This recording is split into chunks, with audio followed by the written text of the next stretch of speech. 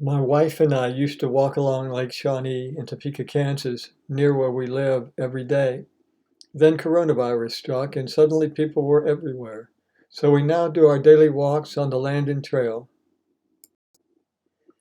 We've been on every bit between 17th Street and Topeka and Shadden Road on the other side of the Wakarusa River multiple times.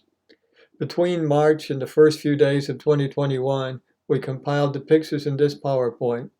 So pop some popcorn and enjoy.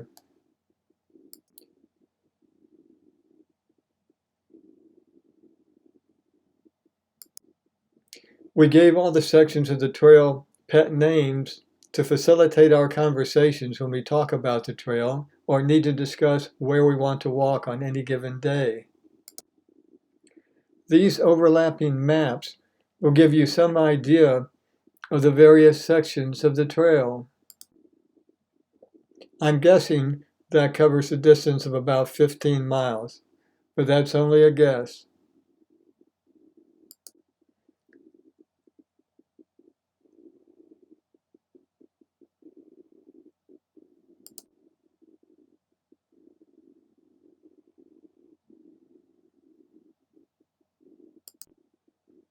This used to mark the entrance to a short section we named Friendly Frog Hop. We added the memorial after it disappeared. On the left edge of this photo, you can see part of the wildflower book I bought Elvira for Mother's Day. Wildflowers quickly became one of Elvira's favorite parts of walking the Landon Trail. Her efforts in trying to identify the many flowers we saw is what prompted me to buy her the book for Mother's Day. At some point during the year, she could have named most of the wildflowers you will see in this program. You won't see the names of many of the flowers shown because I didn't bother to learn their names. Maybe you can recognize some of the ones I don't know.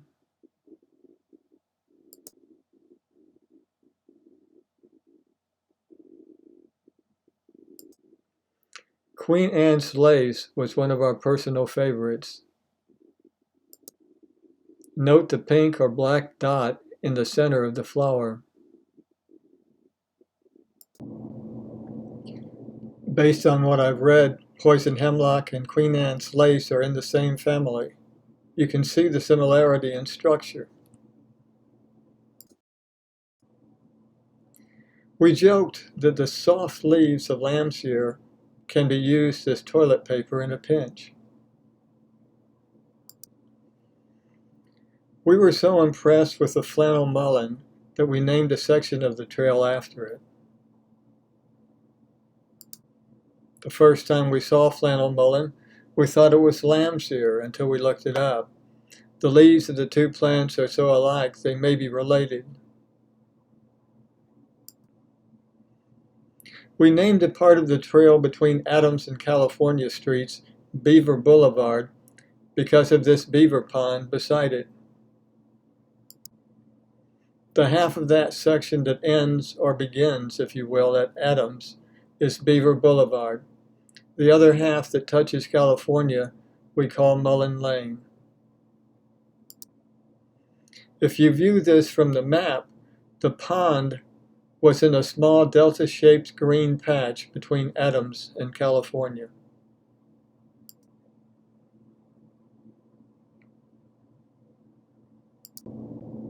We were saddened when someone decided to destroy the dam and drain the area during the late summer. This is on Beaver Boulevard, close to the 53rd Street parking area. We speculated that a homeless person had built the structure and threw a blanket over it as a shelter from cold nights. The structure deteriorated over the course of the year. Then, during Christmas week, we found the makeshift teepee on the right on Sunflower Journey. It had not been there 2 weeks earlier. Along with admiring and identifying wildflowers, spotting wildlife became one of our favorite parts of walking the trail.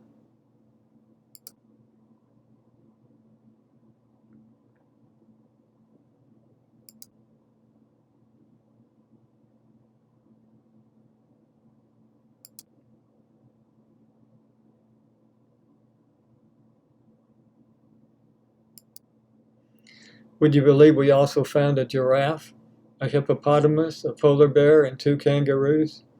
Amazing diversity of wildlife along the trail.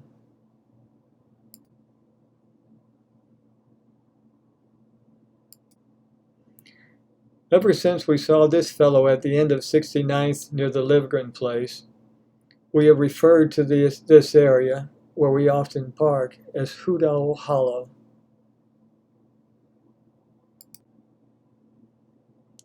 A tractor trail crosses Livgren Lane at one point, then continues along a path parallel to the trail. About 75 feet of brush separate the two, so that you can't see the tractor path from the trail. One early morning on a hunch, I crept around the bend and saw the 2 deer on the left. There's no telling how many times we walked the trail unaware that deer were on that path. This was on Two Bridges Trail.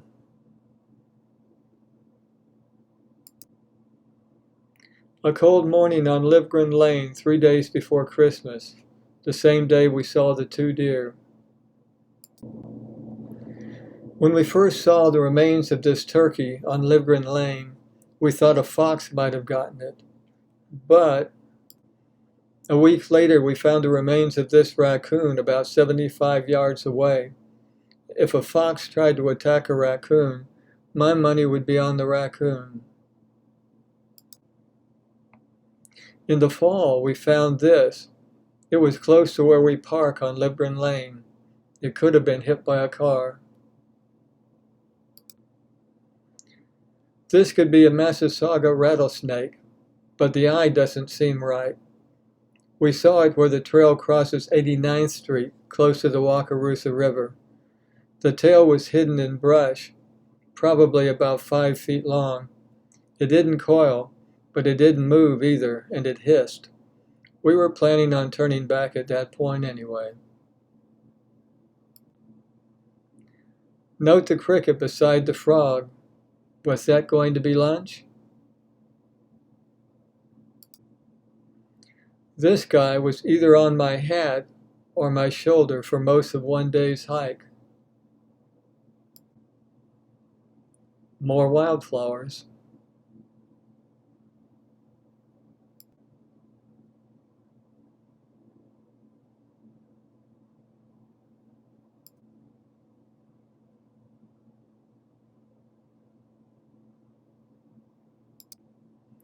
I wanted to call these blue cornflowers, but I really don't know.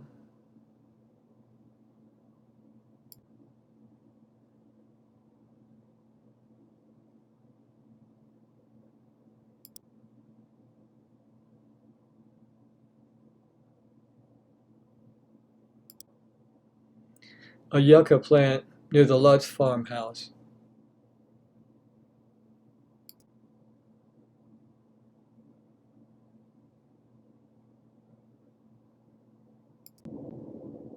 We never identified this.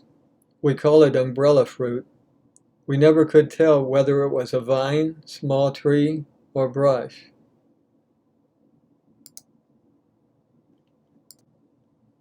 In the fall, the seeds came out and the umbrella turned orange. We were surprised at the variety of butterflies we saw.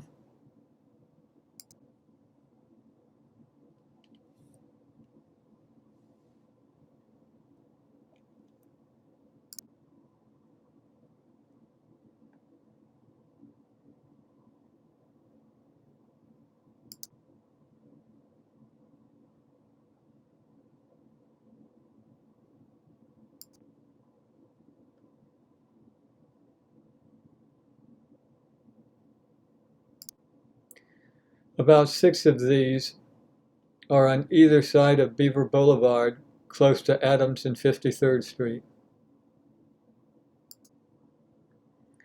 We never were able to identify the various kinds of wild grasses that we saw.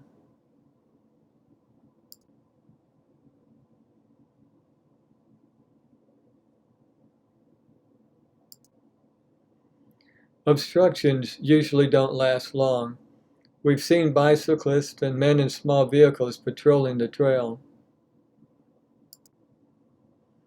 After a particularly windy day, this branch fell across Mullen Lane. Note another one in the background. Both happened at the same time. They were both cleared away 2 months later.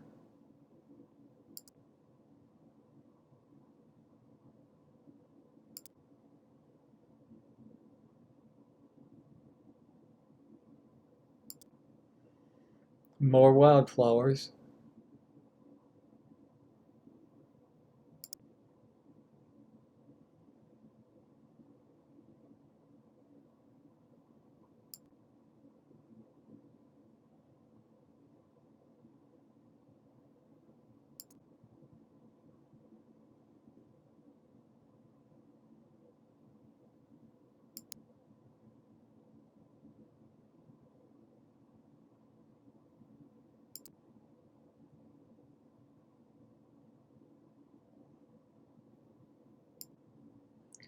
This is about actual size. We really don't know what it is.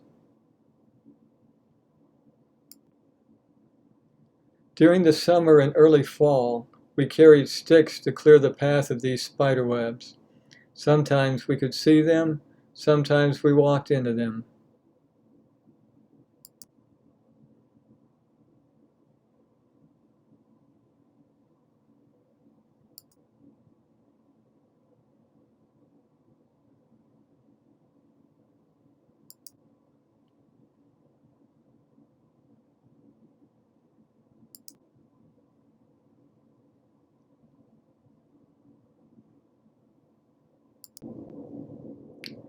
Arrowhead spiders look scary in their webs stretched across the trail, but I understand that they're harmless.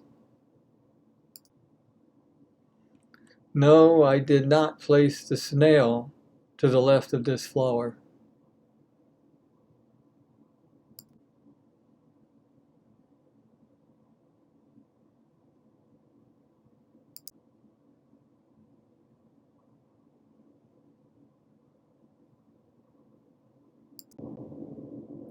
Two of Ellie's sisters, Claire and Laurel, walked Happy Frog Hop with us on a visit.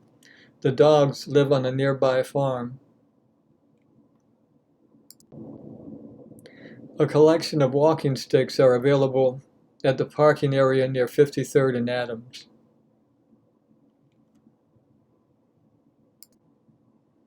Sometimes what lies off the trail is as interesting as the trail itself.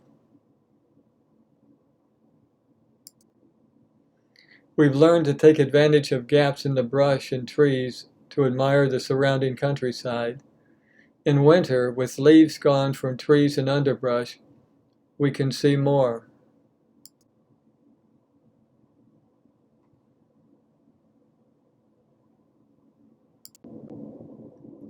Several sections of the trail are crossed by clear-cut lanes for power lines.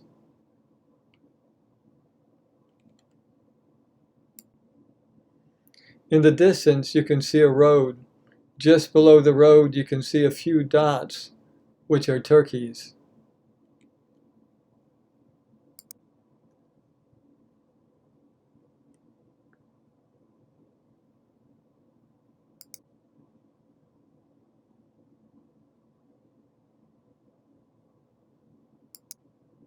Soybeans, I think, just before the field was harvested. About half a dozen benches are scattered along the trail.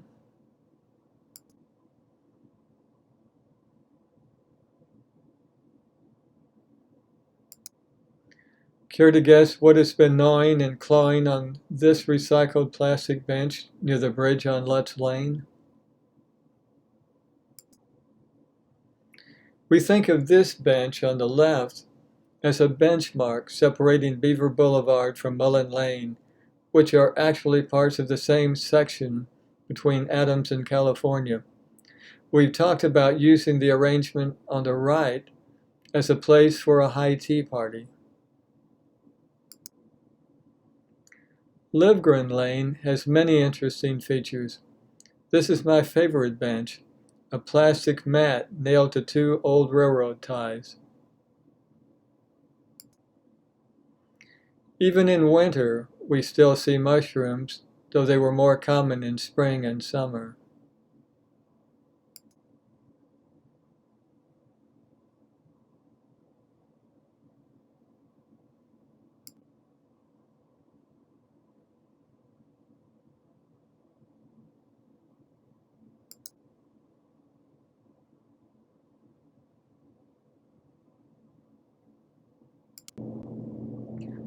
A curious thing about the trail is that birds seem to be concentrated on certain parts of the trail. You can find berries on the trail everywhere, so we don't see any particular reason for what appears to be irregular concentrations of birds.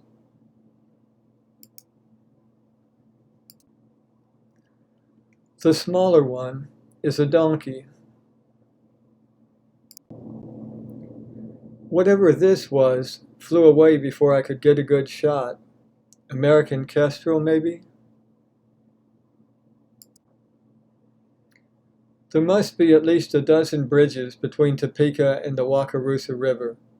The bridge on the left along the wide way was impassable until about 10 years ago, when it was rebuilt.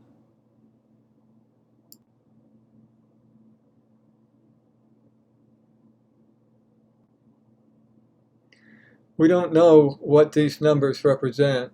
We never detected a pattern. This discovery, half hidden below the bridge on the wide way, prompted us to download the geocache app, which helped us find about half a dozen geocaches, both on and off the trail.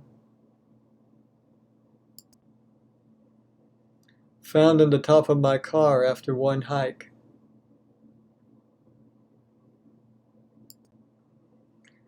If you're not alert, you can walk into these things. You can never see the threads, and they can move up, down, away from you, and toward you. Spooky. Some of these domiciles are more elaborate than others, like the one on the left with leaves attached. I think the bare-naked lady on the right actually is an inchworm.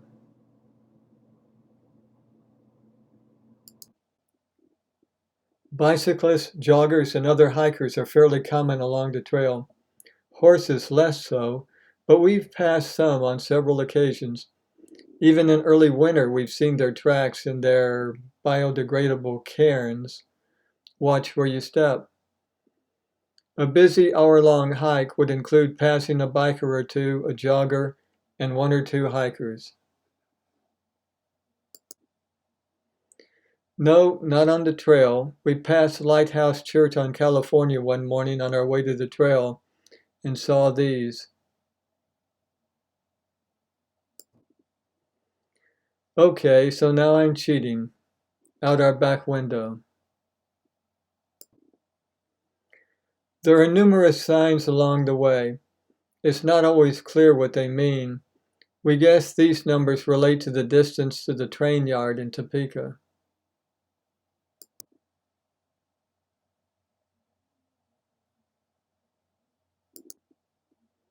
You can find several X marks the spot signs. This one on the left is on Lutz Lane. Another one near the entrance to the wide way is fallen and can be easily overlooked during spring and summer. If you can find it, you might also be able to find the geocache attached to it. We have no idea what the concrete pillar on the right is for. And more wildflowers.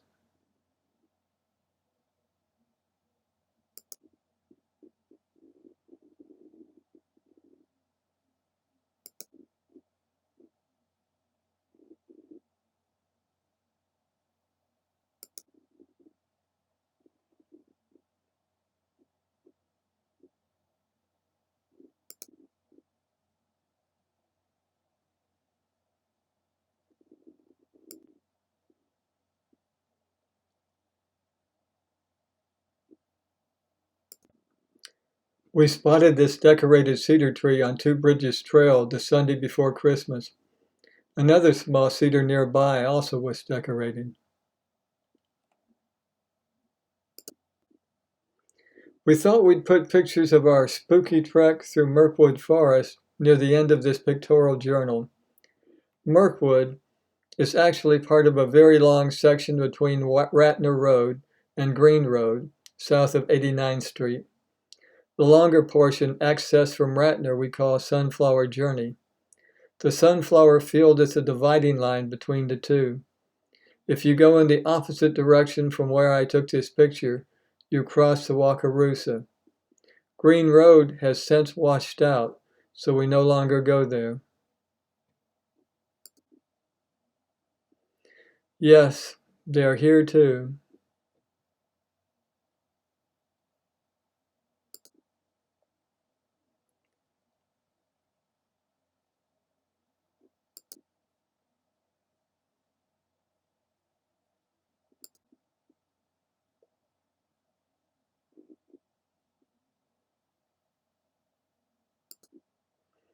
The sunflower field that separates Mirkwood Forest from Sunflower Journey.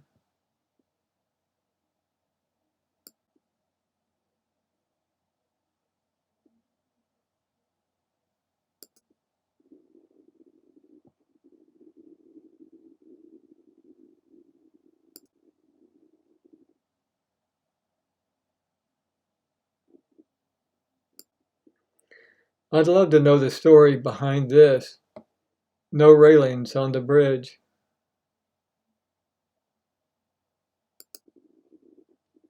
The number of times we did not walk the Landon Trail between March and New Year's Day probably was in single digits. On New Year's Day, we took a short walk from our home to Lake Shawnee. You can see why.